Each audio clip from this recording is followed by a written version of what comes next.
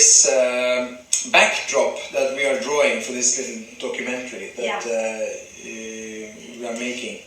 And Naema, you had a relationship with KRISTIAN Siem for 10 years. Yeah, almost.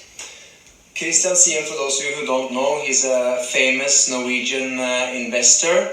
He invests in shipping and offshore industry, vessels and oil. Yes. And can you tell us, how did you guys meet? Well, we met when I was here studying, taking my master's degree in clinical nutrition at University of Oslo, and I was simultaneously teaching Ashtanga Mysore style at a training center which was very high class in Oslo, Majorstuen, called Resonans, and I was teaching there, and he wanted a private class, and I gave him a private class, and then he liked it so much that he asked me to teach him private, actually regularly. And I taught him private. He lived in London, so whenever he was here, I used to teach him at Resonance first and then at his house hereby. And what happened is that actually we were quite attracted to each other, but he was married, and I knew he was married, and I was quite resistant to that. And I was not even interested to be in a relationship because I was at that time into yoga. But he was very kind of pushy. Yeah, he was, and he's tried to kiss me, and I had to kind of resist him. And I actually even remember I had a long discussion that he was married. And he came with a lot of excuses that his wife is never around and all this, and that we were so attracted to each other. Anyhow, eventually I gave in. I did, and I fell in love with him. Really, I fell and we had a relationship, and because, like you said, he was very famous, and my main goal was to protect his name and his reputation. So, for a long time, it's written in even their newspapers, because we had to go out in the media about this case, because it's developed to become quite dangerous to be his, you may say, mistress for 10 years. Is it a mistress if you have children? 2 children, technically, is it? Yeah, I have 2 children with him, and we had a husband-wife relationship. Yeah, because I would call that a relationship. Yes, 10 years. And I loved this man, and even when I completed my medical studies, he was the main reference. And he wrote a brilliant attest for me, because we were very close and we really loved each other. And we tried to break up many times. Because it was very, very difficult, the relationship, but we were really deeply in love with each other, and we couldn't resist each other somehow. And I loved him, and I don't know what happened, but since 2017, I have not seen him. Yeah, this was I was going to ask you. You said that this whole relationship kind of ended up in the newspaper, the national newspapers. Yeah. Because it got quite. And all the harassment. Why is it that relationship had to end up in the newspapers? Well, he suddenly, just out of the blue, when I told him about this professor that was after me, harassing me, and I really started to suspect that he would never let me pass the exam. I'm just sorry for interrupting you, but that professor, just to make things clear, is Kristian Bjørø, right? Yeah, and this is mainly one of the main persons in this documentary. Yeah. And he's a professor at the University of Oslo. Yeah. And I told him about it, and I said I have this recording of him actually harassing me on the premise of the hospital, and this is illegal, and he's asking me a lot of private questions about my children, their age, and my age, and like a lot of things that didn't have to have anything to do with the exam. But yeah, exactly. So this was in what was the circumstances? What was the premises of this conversation you had with him? I called up the leader of the final exam professor, which is Kristian Siem, because they had failed me on 1 point, because I had 64 and you pass on 65. And he said, no, I failed. So I had to say, can you tell me what I failed on? And he said, yeah, come to Rikshospitalet at his office upstairs there, where I actually took my exam the year after, where he failed me again.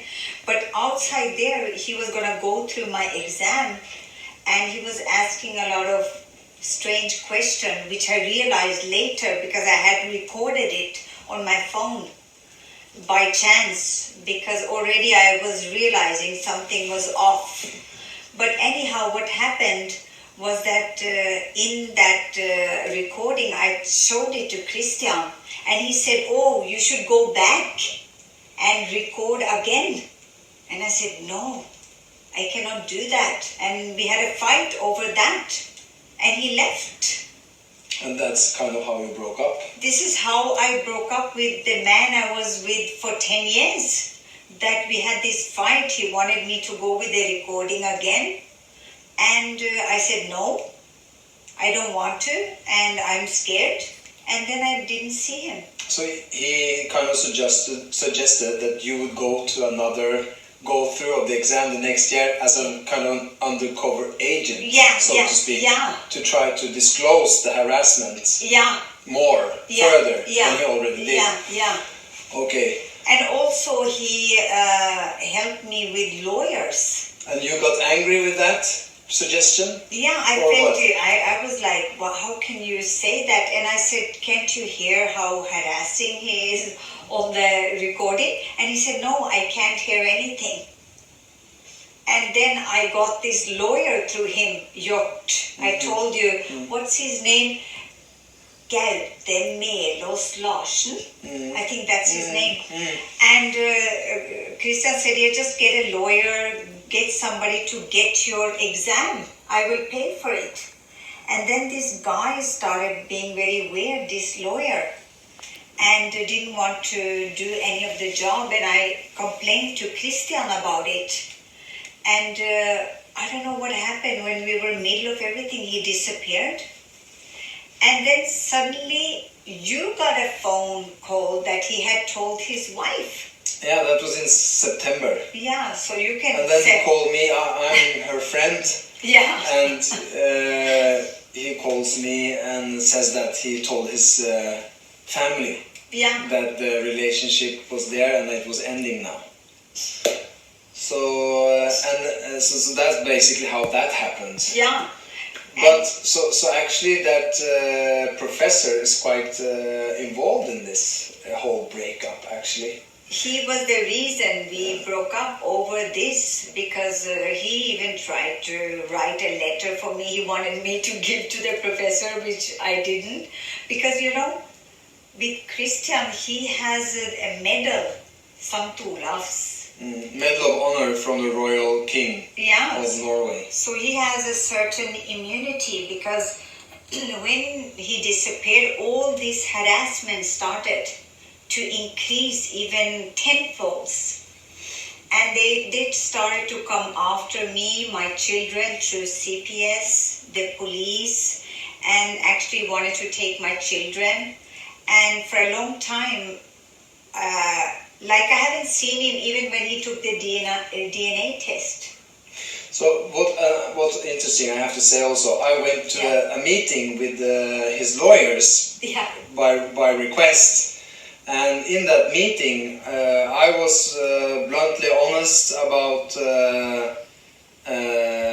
that you don't really understand that he just all of a sudden left and now he's talking to you only through lawyers. Yeah. And also you were a very good friend with Kristian. Exactly, for a long time. We Yeah. used to sit and have conversations about society and politics and these kinds of things. Yeah. And I consider him my good friend for many years. Yeah. So I was also baffled about this whole thing. Yeah. Seeing that they have 2 children together, it's very hard to communicate after a breakup only through lawyers. But I think they are very much afraid that his children with you one day will have to inherit all his money or something. Because otherwise, how would it explain the level of crime and harassment that followed? Ever since he disappeared, they have almost daily harassed us. Yeah.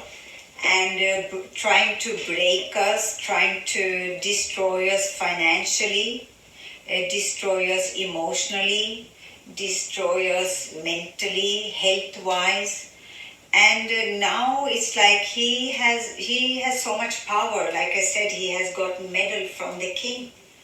And now the lawyer wants isolation with me and Kristian, and only communication is through his wife. But that's the father-in-law who said that. Yeah. Through the lawyers. Yeah. That the father-in-law, Mandy Moros, and his wife, KRISTIan Siem, they want full isolation between Naema and Kristian. Yeah. That's what they said. And all the information that I was talking to the lawyers about was going through them. Yeah.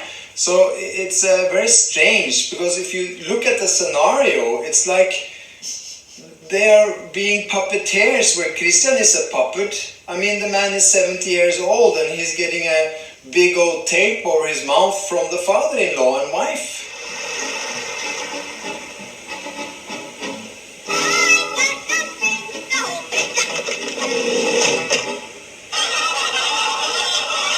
Go ahead. Make a fool of yourself. And maybe you'll listen to your conscience.